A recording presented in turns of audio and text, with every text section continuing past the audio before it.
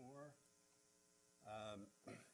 Ideally, please mute your microphone when not talking. That helps, again, control some of the feedback.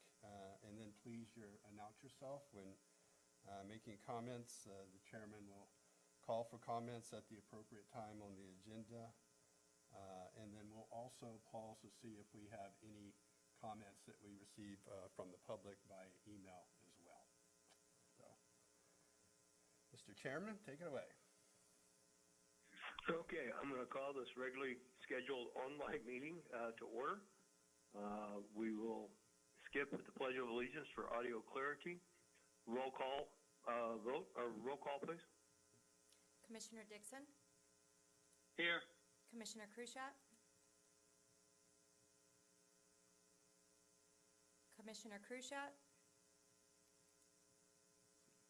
Here he comes. Jim, are you on again?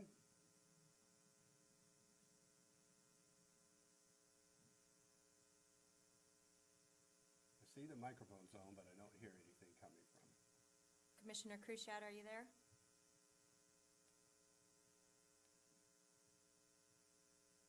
All right, we'll come back around. Commissioner Walker? Here. Vice Chair Palahana? Here. Chair Mendoza? Here. And one more last call for Commissioner Krushat.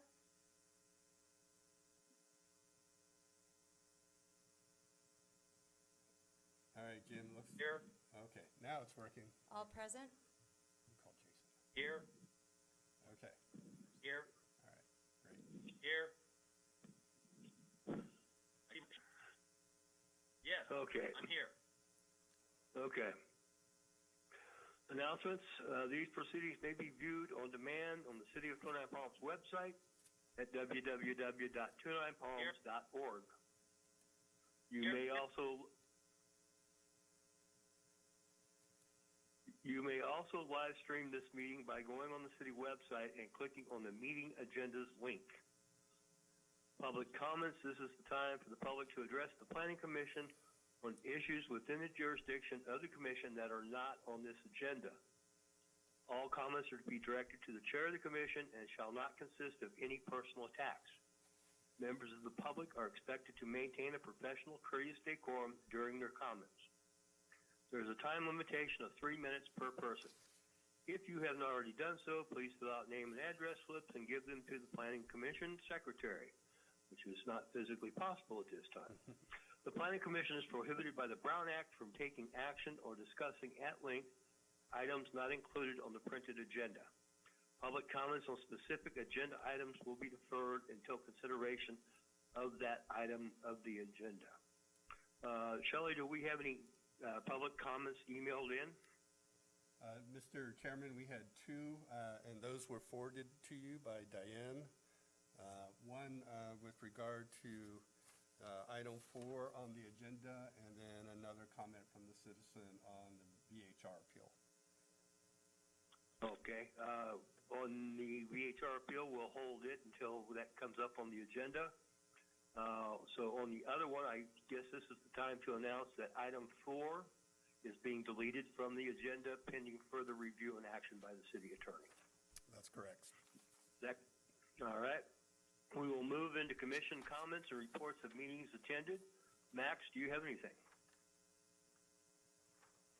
No meetings attended since our last meeting. Okay. Jim? No meetings attended. Jason? No meetings attended. Leslie? Hi, this is Leslie. I have not attended any meetings since our last. And I also have not attended any meetings. Consent calendar. Approval of the Planning Commission minutes of April 7th, 2020. Has everybody had a chance to review those minutes? Any additions, corrections, or deletions? Would someone like to make an motion? Jason Dixon, make a motion to approve minutes for April 7th, 2020. We accept the minutes as presented. Then I second. For clarity, we have a motion from Jason and a second from Jim. Is there any further discussion? Roll call vote, please. Commissioner Dixon, Aye. Commissioner Krushat, Aye. Commissioner Walker, Aye. Aye. Vice Chair Pahana, Aye. Chair Mendoza, Aye. 5-0 approved. Thank you. Item 2, PC 20-14, appeal of a vacation home rental application, VHR 101 on Pine Spring Avenue. And at this time, I'll turn this over to our planning director, and we'll proceed from there. Okay, thank you, Mr. Chairman. Just bringing up the presentation here. Hopefully you all can see that. City of 29 Palms Planning Commission meeting. Yes. Okay. Yes. All right, Dan will present the case, and I'll jump in to ad-lib here and there. Good evening, Commissioners. This item is an appeal of a vacation home rental application. The property is located at 6784 Pine Spring Avenue. The property is zoned RS4, which is residential, 4 dwelling units per acre. The city has received 3 appeal applications that were included in the packet, and 1 letter that was submitted after the agenda was published, which was forwarded to you this afternoon. The appellants have cited the following reasons for filing the appeal, which are noise, heavy traffic, too many vacation home rentals in the neighborhood, and that a vacation home rental is essentially a hotel use of the property. The city's adopted regulations do not limit the number of vacation home rentals in a particular area, nor is a minimum distance required between the rentals. There are 7 approved vacation home rentals in this neighborhood. Vacation home rentals are considered a residential use of the property and do not change the zoning of the property to commercial or constitute a hotel use. The applicant is Heidi Graybill. She has submitted all the required documentation for the permit application, and the field investigation has been completed by Building and Safety and has been approved. Therefore, it is staff's recommendation that the Planning Commission deny the appeal and approve the vacation home rental application. Thank you. And Mr. Chairman, just a little bit more background on the site characteristics. The area is residential, single-family, 4 dwelling units per acre. These are about quarter-acre lots, minus the road right-of-way. The surrounding land uses for the lot are single-family homes, except for a vacant lot directly to the north. Here is an aerial of the property outlined here in red along Pine Spring Avenue. There is a vacation home rental to the west, directly adjoining the backyard to the one that's proposed. We did create a map of all the vacation home rentals within the area of Indian Cove. So again, this one here with the label is the proposed one. You all heard a case on one on Quail Springs Road about a couple months ago. So these are the 7 that are registered.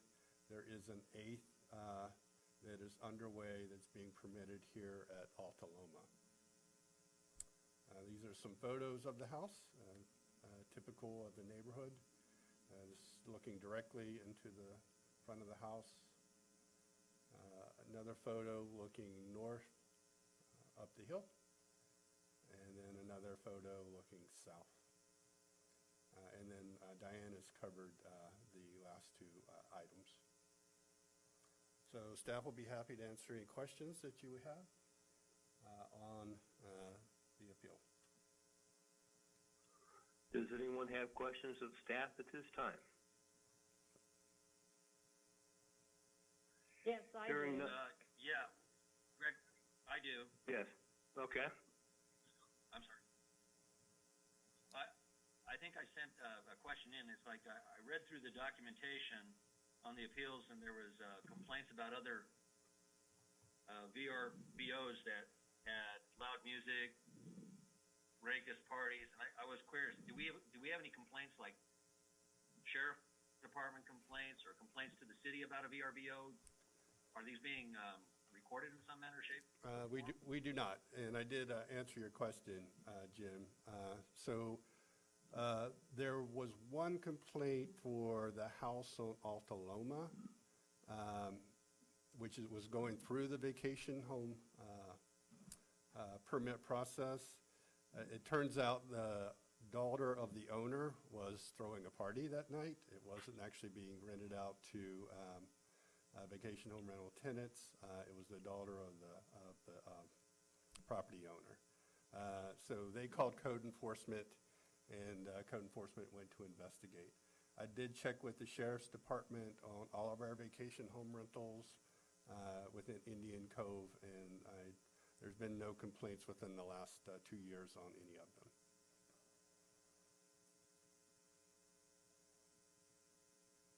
Thank you. Anyone else? Appreciate that.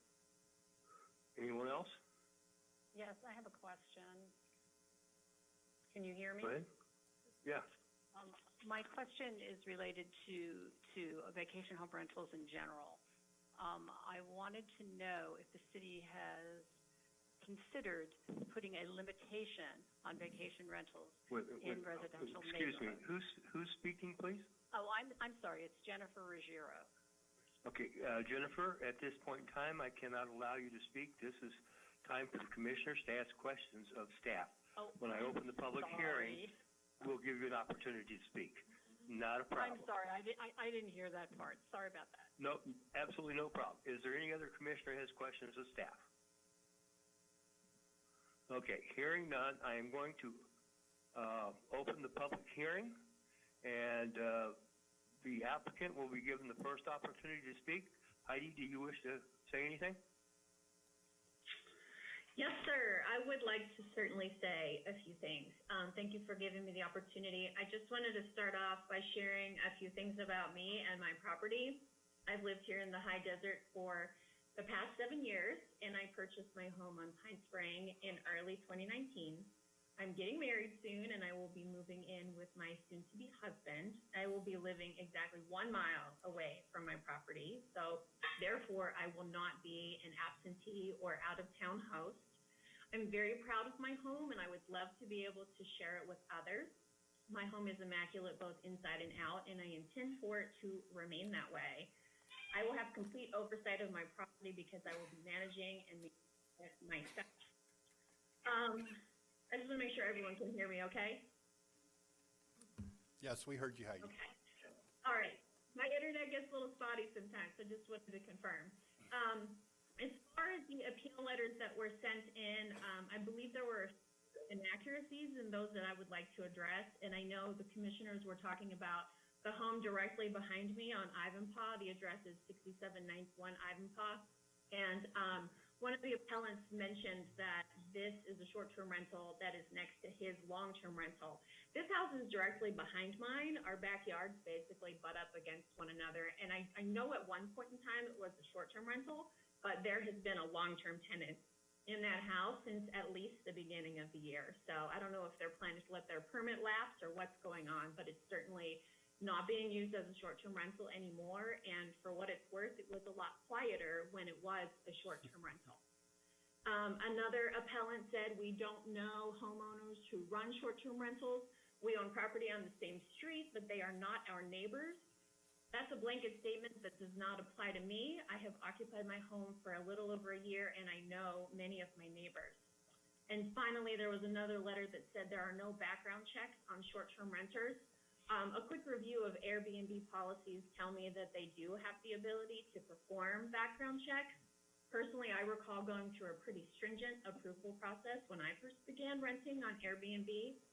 And then finally, I just wanted to say a few things about short-term rentals in general. As an owner, I have the ability to partner with local businesses and artists. Unfortunately, I've had to put that on hold pending approval of my application.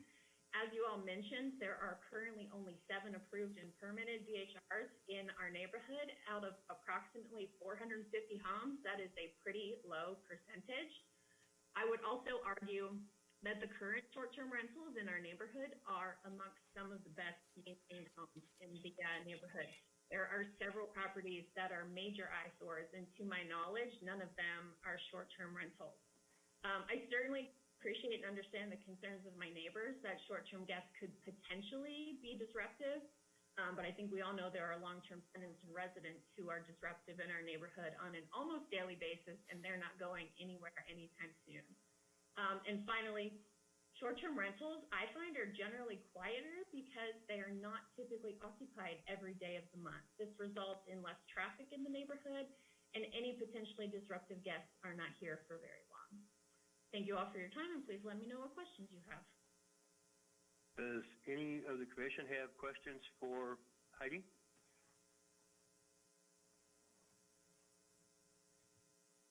Hearing none. Jennifer, would you like to speak at this time? Yes, first I'd like to address the property on Ivanpah. When it was a short-term rental, there were numerous problems with that property. I live on Pine Spring. There were large bonfires. There were loud parties that went on almost every single weekend. And fortunately, they've ceased, and now they are renting it long-term, and I hope it stays that way. I don't see any short-term rentals in the neighborhood that beautify the neighborhood. Most of them are pretty bland. And I would also like to know if the city has considered putting a limitation on the percentage of short-term rentals in residential neighborhoods such as Indian Cove. I'd like to encourage them to do so.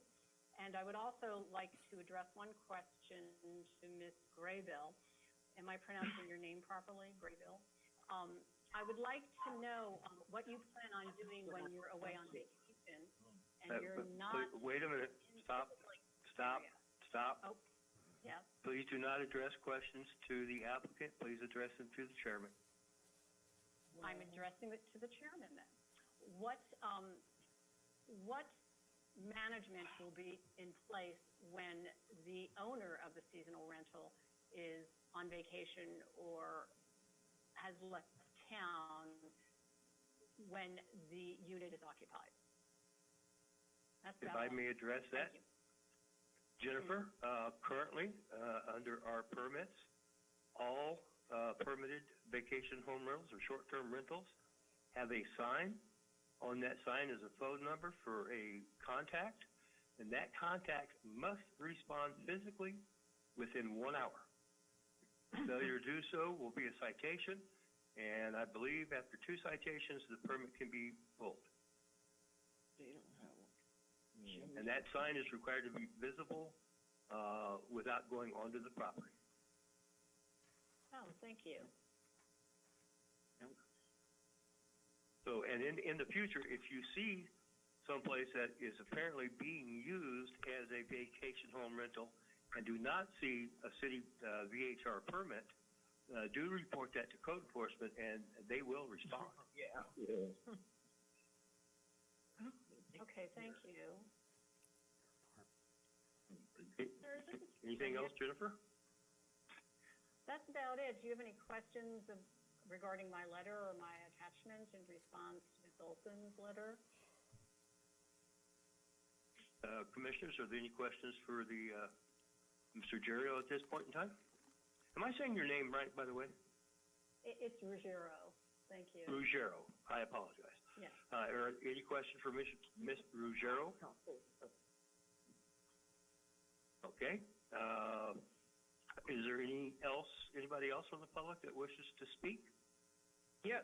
My name is Tristan. I live on Pine Spring as well, and I'm fully aware that we have a couple vacation rentals in the neighborhood that do look absolutely stunning. And I do want to talk on a couple items that I emailed in. I believe that road traffic will be lessened than if we had a long-term rental in place, because chances are it's not going to be rented 30 days a month, let alone 365 days a year. Moreover, the owner oversight to keep rental use up means more manicured properties. Heidi, from a quick Google research, she's a real estate agent Who wants to talk? in our community. I don't even. I'm sorry. Excuse me, do we have two people trying to speak at once? Okay, can I continue? Yes. Okay.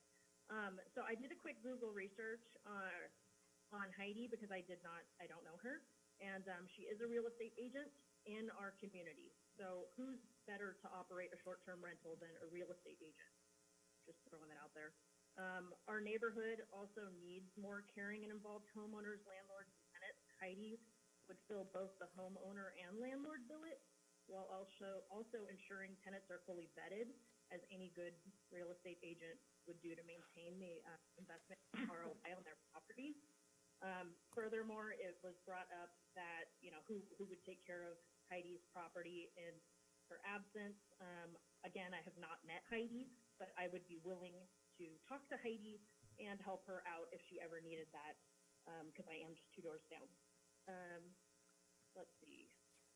And I guess, finally, one of the big topics that I support in general with the VRBOs and the Airbnbs is they're pulling vacationers into and towards 29 Palms proper, as opposed to just keeping them in Yucca and Joshua Tree. And many of our small businesses are currently closed, as you guys know, because of the state that we're in. And they're going to greatly suffer without visitor population once everything reopens. So having a place for people to stay that isn't the Motel 6 and isn't the, whatever the place is across the street from the Motel 6, is definitely better. So that's just where I sit on this. Okay, does any of the commissioners have any questions for Heidi? Do we have anyone else from the public who wishes to speak? I would. And you are? Diane Taylor and Richard Capelli. Okay, please go ahead. We're at the very top of Indian Cove, on the corner of Quail Springs and Altaloma, and there's one across the street from us. It's just party after party after party all night long. And anyways, we own the house at 6781 Ivanpah, and the house next door, 6791, is an Airbnb. And the house that they want to do an Airbnb is right behind our house. I don't want one right next door and right behind us. That's way too much. And also the one next door at 6791, we have repeatedly, my husband has, gone to code enforcement because they put up a 6-foot redwood fence all the way to the street, and it's falling over onto our fence, and it's been like that for 2 years. It has damaged our fence, and nobody has done nothing about it. We don't even know what to do next. We talked to the owners, code enforcement, everybody, and nothing has been done in 2 to 3 years. I don't know if my next step is going to San Bernardino County or what, but there's way too many Airbnbs in Indian Cove and too many parties with them. And I don't know how someone can put one. I don't even like the one next door, but I will tolerate that, but I don't want another one. We're going to be surrounded with them in that house right there. If the one in back of us is one too.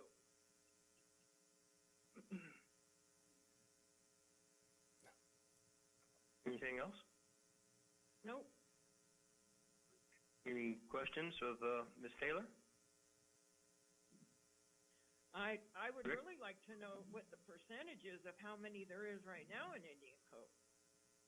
There are currently 7 permitted out of 450 residences. Wow. That is so wrong. There may be more that are operating illegally, but of the permitted ones, there are only 7. And until the coronavirus outbreak, I do know that the city staff was working very hard to bring to close down the ones that were operating illegally, and either shut them down or have them go through the permitting process. Mr. Chairman, if I may, if I I'm may. sorry, go ahead. Yeah, if I may interject, you're correct. So our vendor for the software that tracks vacation home rentals is host compliance. And so one of the things that they do is they scour all of the VHR databases, not just Airbnb or VRBO, but all of the smaller ones as well. And they will compare our database of street addresses and locations with those that are currently advertising on these sites. And then after we cross-match those, we're able to tell who is not permitted or is operating illegally. And we did start to send, in fact, we did send out notices to about 40 throughout the city. I think there were only 2 or 3 in Indian Cove, but I'll have to go back and check those numbers, to come into compliance. And we've actually enabled a website link to allow them to begin that process to do so. I will say in this case with Mrs. Graybill, she was not one of those in that group. She did everything by the book and came in and asked the questions to get permitted properly. But we do have 1 or 2 others that we are looking at, including the one on Alta Loma, which is going through the process now. Another one on Alta Loma, or the one that, I'm not even sure if the one across the street from us is permitted? It's going through the process. Yeah, it's going through the process now. And I think you joined a little late, but I did brief the commission that there was a party there, I guess a few weeks back, maybe a couple months, I don't know exactly the time frame. And code enforcement did investigate it. It turned out that the party was being organized by the daughter of the owner and not a VHR tenant. Yeah, because they had one like last September, and it was so ridiculous. We've lived in the Indian Cove for 35 years, and we've lived in like 3 different houses around here. And we finally moved up here on the top, and it's a lot of seniors up here, and it's really, really quiet. And that one they had last September, it was even a Thursday night, and it was just all night long with the cars and the music blasting and the thumping and just in and out, because they have a built-in pool at that house. And so it's just constant people in and out, in and out, in and out. It's just getting ridiculous, all these. And I just don't understand how we have a house down there, and how are we going to be surrounded with Airbnbs in that house? I mean, I can see maybe one, but now that it's going to be one next to us and one behind us, there's got to be a limit of, I don't know, of how many, you know, real renters or homeowners instead of Airbnbs all around us. I totally agree with you, and that's one of the issues that I can't emphasize. Oh, Jennifer Ruggiero, I'm so sorry. Jennifer Ruggiero. I can't emphasize enough how important it is to me and the people that I do know that are also full-time homeowners in Indian Cove that feel very strongly about there being limitations, especially in a residential neighborhood such as ours. I don't know if you're familiar or who on this feed is familiar with our neighborhood, but if you stand outside your front door, at least in my home on Pine Spring, and you raise your voice a little bit, there's a slight echo because we're surrounded by a cove. So sound travels very fast. And that, once again, that Airbnb or seasonal rental on Ivanpah was very, very noisy. And there is one that is illegal Airbnb on Old Dale. And I feel very strongly about the fact that homeowners who live here full-time should have a say on what they want their neighborhood to become. I resent the fact that somebody can buy a home in my neighborhood where I live, that I worked really hard to buy my home. I'm 67. I am retired. I value my peace and quiet and my quality of life more than anything. And that someone can buy a home in my community and turn it into a seasonal rental. To me, that's no better than a motel, and they do increase the traffic. It's statistically proven that seasonal rentals increase the traffic in the neighborhood. You cannot compare the traffic created by a seasonal rental to the traffic created by a homeowner or a renter in the neighborhood. It's just not right. I agree, Anything Diane else? Taylor. Okay. You've each had a chance to speak. Is there anyone else that wishes to speak? Hello, this is Michael Tausch. I live at 6810 Pine Spring Avenue. I refer to the comments I set forth in my written statement, and I echo the sentiments put forth by Jennifer and the other speakers regarding the noise and commotion in the neighborhood caused by short-term rentals. I moved here about 6 years ago to Indian Cove specifically because of serenity and the tranquility of the neighborhood. I also moved here because it was a community of single-family residential houses, not commercial enterprises. Now, you can argue that long-term rentals are a commercial enterprise, but I would submit there's a fundamental distinction between long-term renters and transients. The long-term renters in this neighborhood have a stake in the neighborhood. For the most part, the renters in the neighborhood are Marines, and they show exemplary conduct and are no problem in the community. So I would submit that for the reasons that I set forth and for the reasons set forth by the previous speakers, I submit that the application should be denied. And I further submit that it's up to the community now to address the issue of how many short-term rentals are going to be allowed in a particular neighborhood. I think there should be restrictions on the number, and I would urge the commission or whatever other entity is responsible therefore to address this issue in the near future before this crops up again. Thank you. Any questions, Mr. Tosh? Okay, anybody else wish to speak?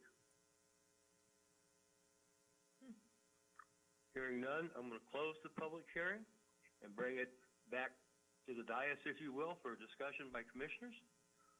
We'll start with Max.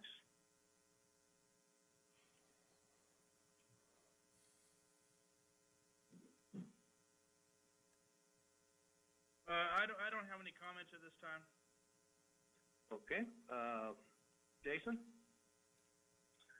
So looking over everything, obviously, I want to thank everybody for coming out tonight and voicing their concerns about the property in general. So we have no any type of law enforcement or code enforcement compliances out in this residence? Not for this resident, no. Okay. And there's only 7 out of 450 homes that are the Airbnb type in Indian Cove. Only 7. There are 7 that are permitted, there's 1 going through permits, and then we continue to monitor with host compliance to see if there are any others operating illegally without permits. Okay. Yeah, other than that, I don't have anything else. Jim? Is that Jim? Yes, Jim Cruzette. Oh, okay, good. Several things to follow up.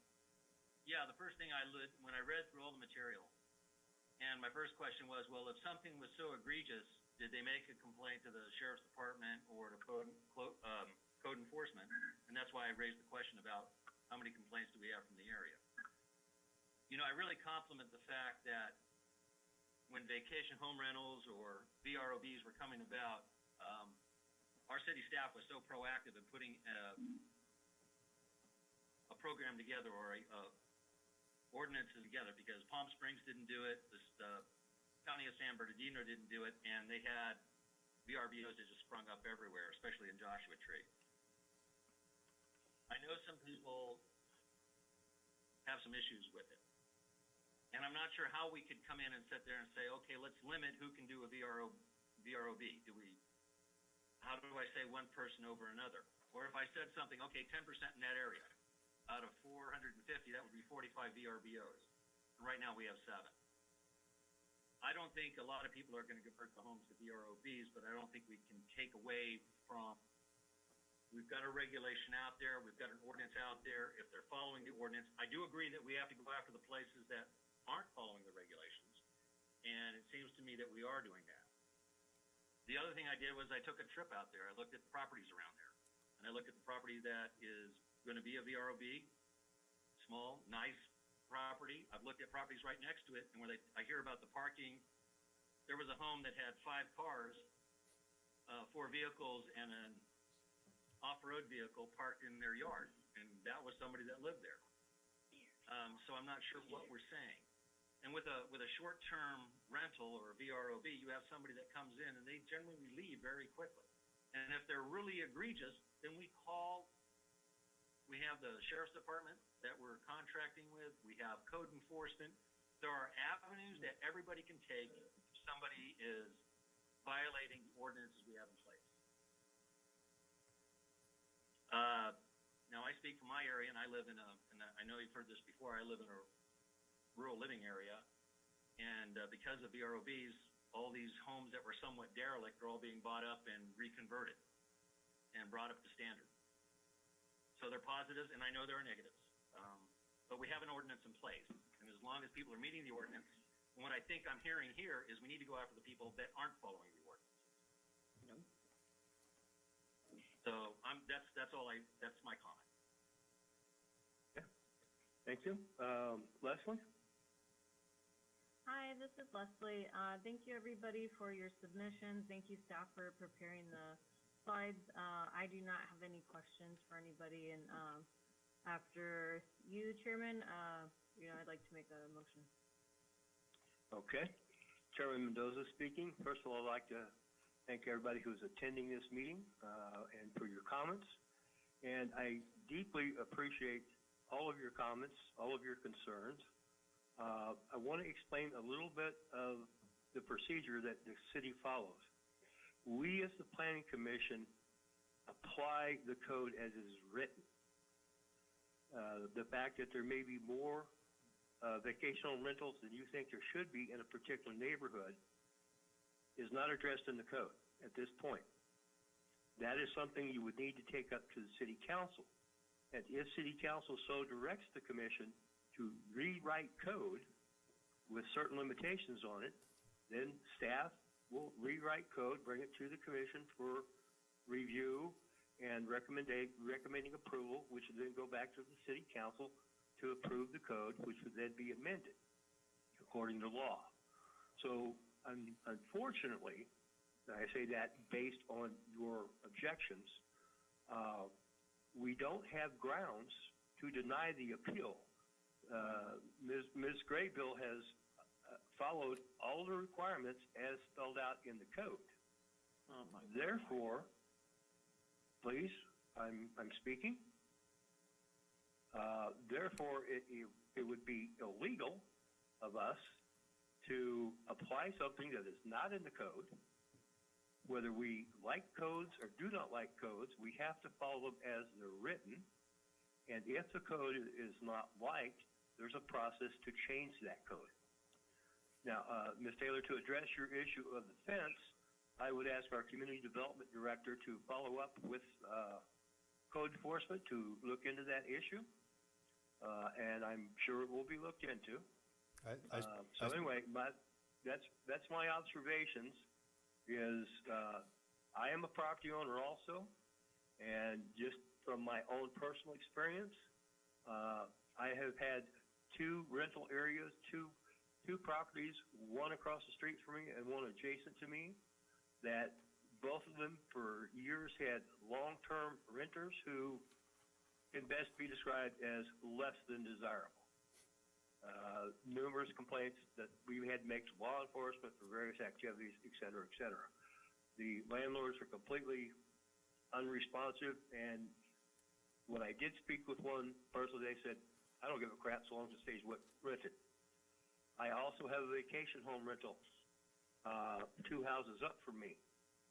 It's very well run. We don't hear a peep out of anybody. Again, that's just my personal experience. Everyone's different. But again, by code, unless there is something that is not in compliance with the code, we don't really have grounds to uphold the appeal. That's just the way that procedure works. So I have no further comments. Does any of the commissioners wish to make a motion? This is Leslie Pahana. I would like to make a motion to deny the appeal and approve the application for vacation home rental, VHR 101.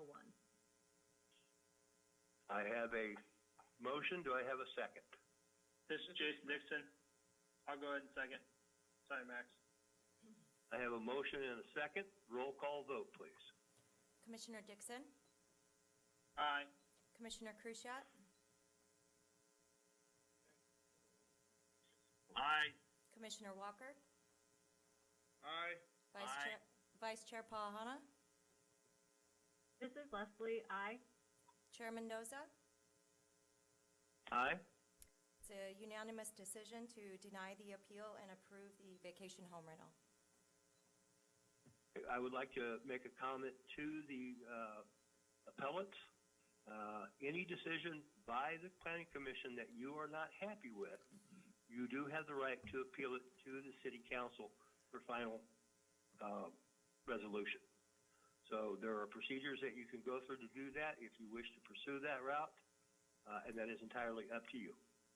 So it's not like you've just been kicked to the curb. You do have further appeal rights. Okay, anything else? Let's see, we have PC 2017 Development Code Amendment for amend section 19.176. Travis, would you please do the staff report?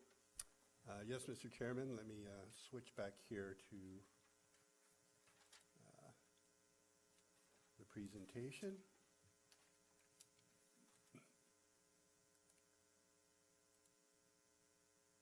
Okay.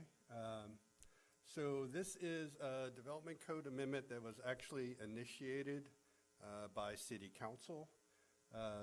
It actually originated back when the old schoolhouse museum was going through its first expansion, and it kind of illustrated some of the issues that we had with specific plan number 10 and the extra cost and encumbrances that were borne on development in that area.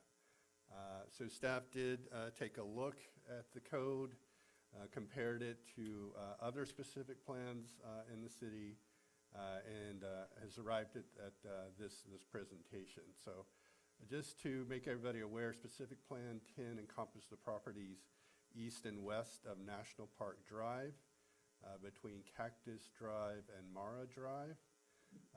Within that specific plan, there are stricter requirements for site planning, architecture, and landscape architecture that would appear that would be applied to development within that area that aren't necessarily applied to other developments within the city.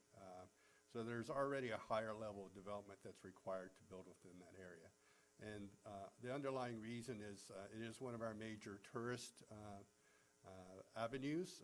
Obviously, it's the road that to reach the National Park Drive headquarters and Joshua Tree National Park headquarters, and then making a right on Utah up to the National Park. Other landmarks there include the old Schoolhouse Museum, the Art Gallery, 29 Palms Inn. So there are a lot of attractions in that area. And the goal of the specific plan was to encourage a higher quality of development in that area. There are specific plan 10 contains 3 development fees that are not assessed on other development projects or specific plans areas within the city. And this included a specific plan fee, a road development fee, and a processing fee. And I'll take each one of those in turn. But here's a map just so you can see exactly what I'm talking about. This is Route 62 here, running east to west, and then National Park Drive, heading in a southeast direction, makes the turn and heads out toward Utah. So a portion of it is just really the lots that are fronting National Park Drive, and then the area expands in width as you go further south there. The three fees, extra fees that are imposed was one to cover the cost of developing the specific plan. That's estimated to be around $3,000 to $4,000. It wasn't actually tracked to a high level of detail when the new development code was written, but that's the estimate. We'll note again, no other specific plan has this area has this fee. This is the only one that does. So all the other ones, 1, 2, 3, 4, even the downtown specific plan, when it was in effect, did not have that extra fee. An extra road development fee, and this is over and above the required improvements or fees in lieu of that the city already requires of the development. And within areas that are zoned multifamily and tourist commercial, as most of this is, the city would much rather have the street improvements than the fees in lieu. That's been our policy for many years. Fees in lieu are an option if for some technical reason or a major infrastructure issue exists that would prevent the road improvements from being made. That being said, National Park Drive, which is most of the road frontage in the area, was actually updated and rebuilt, mainly with state grants and then some local monies. So the entire artery throughout the specific plan was upgraded with curb, gutter, sidewalks, and bike lanes a few years ago. And that is most of the improvements in the area. The city also made some improvements here adjacent to the old schoolhouse museum. So many of the streets, public streets existing, have been improved. Again, any new ones that are developed or built out would be the burden of the developer to improve. And then the third one is a processing fee. Not quite sure what this was about, but this was a fee above and over and above the normal processing cost for development projects. And I would note that the city did recently raise its fees across the board. They hadn't been raised since, I believe it's 2008. So the city did recently increase those in line with current costs. So this amendment would eliminate the assessment of these fees on development projects in specific plan area 10. And the language that you can see in that chapter essentially just strikes out section 19.176.050.b funding. So our recommendation is to find the amendment categorically exempt from CEQA per section 15305 and recommend approval of the development code amendment to the city council. And I'd be happy to answer any questions that you would have. Does the commission have any questions of staff? Mr. Chairman, I have one question. Mr. Clark? Yes, sir. Mr. Clark? Yep. Yeah. Do I have to recuse myself because I worked with Les on putting together the waiver for our fees for the Historical Society when we were building Founders Hall? But yeah, I agree with everything that was said and the fact that the improvements had already been made and these fees were in place to make those improvements happen, but the improvements were already paid by sources. Other sources. No, so, you would not have to recuse yourself. This is a council-initiated amendment. Okay. Yeah. Okay. Thank you. Anyone else have questions of staff? Hearing none, I will open up the public hearing. Do we have anyone that wishes to speak from the public on this issue? Again, Mr. Chairman, let me do a quick check of the email just to make sure.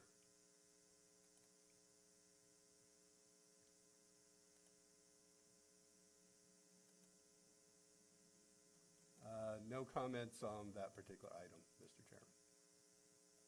Okay. With no comments from the general public, close the public hearing, bring it back to the commissioners for further discussion and action. Max?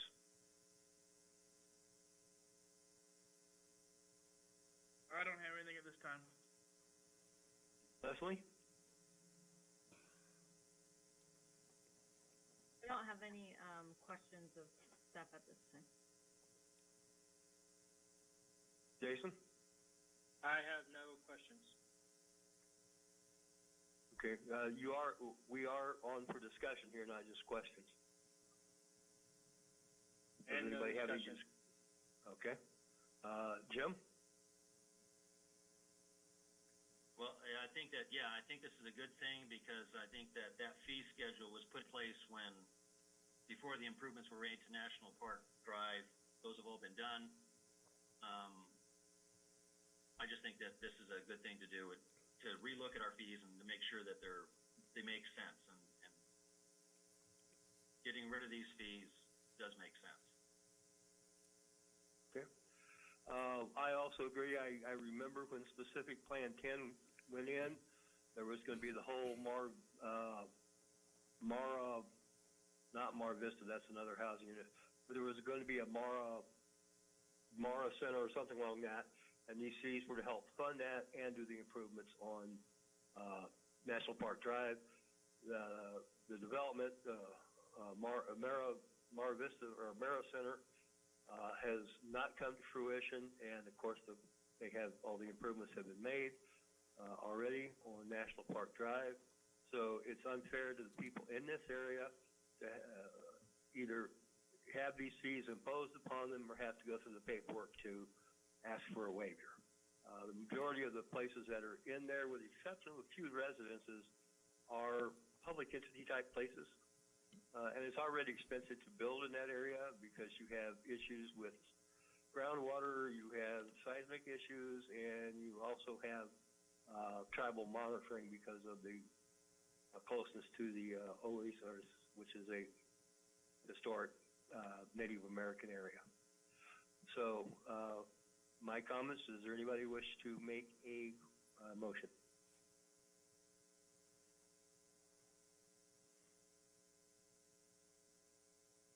I'll make a motion. I make. Sorry, Jim, you can go ahead. Go ahead, Leslie. No, go ahead. Okay, I make a motion that we definitely find the category exempt pursuant to CEQA, adopting the Planning Commission, Resolution 2017, recommend that City Council adopt the ordinance and remove the additional development fees in section 19.176, specific plan number 10 of the Development Code. I have a motion, is there a second? I second. I have a motion and a second. James. We have your second. Roll call vote, please. Commissioner Dixon? Aye. Commissioner Krushat? Aye. Commissioner Walker? Aye. Vice Chair Pahana? Aye. Chairman Doza? Aye. 5-0 approved. Thank you. Next up, we have, of course, struck item 4, discussion and potential action items. Does anybody have anything? Okay, Community Development Director updates. Thank you, Mr. Chairman, and members of the commission. I have a few updates.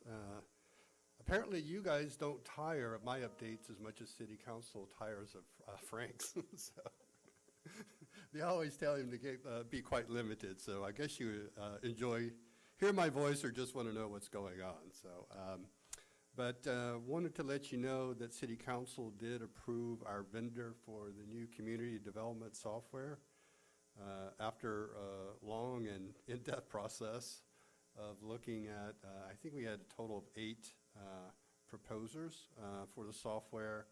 We ended up recommending selecting Citizens Serve. This will be a cloud-based platform with a web interface that will help us track and manage all of our planning cases, whether they be within planning, code enforcement, or building and safety. The software, the way it's being written, can be accessed on multiple devices, whether it's computer or tablet or even a smartphone. What's interesting about this new breed of software is a lot of it has a self-service component where citizens can go online and apply for more of the simple permits online. So for example, a simple building permit such as a re-roof or water heater, mini split, that type of thing, could all be done online electronically, including payment. But we'll also look at other planning cases such as conditional use permits and temporary use permits and other things that could be accessed online as well.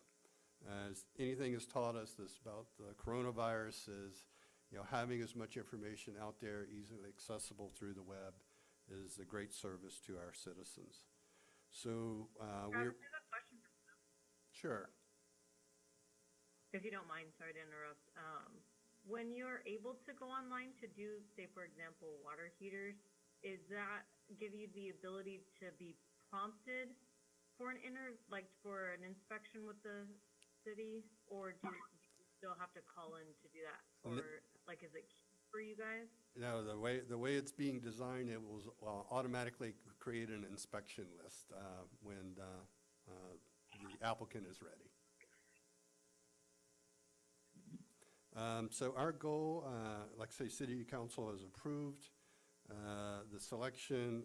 We're working on the contract with their vendor now. Our goal is to implement the new system by December 30th of 2020. Again, not quite sure how the virus might slow things down, but we would really like to go live in January 1st, 2021. And we're going to do our best to migrate our historical data over. We were incorporated in 1987, and our old legacy database does have a lot of that data, which is very valuable when we go back and look up historical information on properties. So every effort will be made to migrate that data over. Moving on to Project Phoenix news, we're getting close to wrapping up the water and sewer component, really the phase 1 of construction in Project Phoenix. All the main water lines and sewer lines are in, kind of doing some finishing touches like installing some fire hydrants and check valves and things like that. That should be wrapping up in the next 2 weeks. We are not connecting the businesses to the sewer system just yet. Again, given everything that's gone on with the virus, we thought it was prudent to wait a little bit longer to the point where we're doing more of the improvements, the site improvements before we do that. But for the most part, that phase of the project is wrapping up, and we'll soon be working with Edison on the underground portion. While that's going on next year, Caltrans will begin the Route 62 resurfacing and ADA upgrade improvements. As you may be aware, these improvements really extend from Morongo Valley all the way to 29 Palms. We're not quite sure which part of that long line they'll start at, but we're trying to coordinate with Caltrans to make sure that their improvements will match our improvements, and if we're working at the same time, we're not in each other's way. And then also trying to finalize exactly what improvements or layout that Caltrans wants to see on Route 62 through downtown. We did propose including left turn lanes into the local streets on Route 62 as a way to alleviate some of the traffic congestion. We will continue to work on more development code amendments. The list seems to be growing by the day. Obviously, the second dwelling unit, accessory dwelling unit will come back to you. We were hoping we could make incremental changes, but we've been informed by council that no, it's really a kind of a complete rewrite of that chapter. But that can't be done in isolation. We need to work on that amendment holistically with other revisions to residential design standards that we are looking at as well. So there's that will be coming towards you. There's also a revision needing in our trash enclosure standards. Again, given new state law, most of our amendments are being driven by changes in state law. One of them includes, incorporating both a waste and recycling bin to new development, and in some cases, organics, green waste as well. So we're working on those amendments right now. And then another big one that will be coming to you and may end up doing a study session on it initially because it's quite complex is SB 743.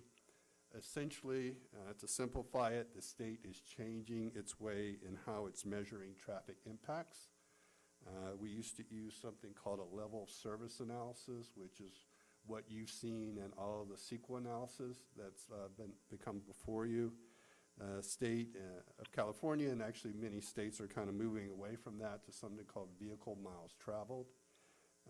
And it's a little bit more holistic approach than just measuring delays at stoplights because it factors in other modes of transportation as well. But the science behind it is a little complex. We'll try to make it understandable for you as much as possible, but that will require some policy direction from Planning Commission and also City Council to get those new standards adopted, and then eventually will lead to amendment to our general plan as well. So that's all I have in my updates. All right, thank you very much. We don't have, or does anyone have any questions or comments to Travis? Okay, we have no we have no study session. Does anyone want to end this meeting and go home? I heard a yes, so I will adjourn this meeting. And thank you all for participating. Thank you. Thank you. Thank you. Have a good night.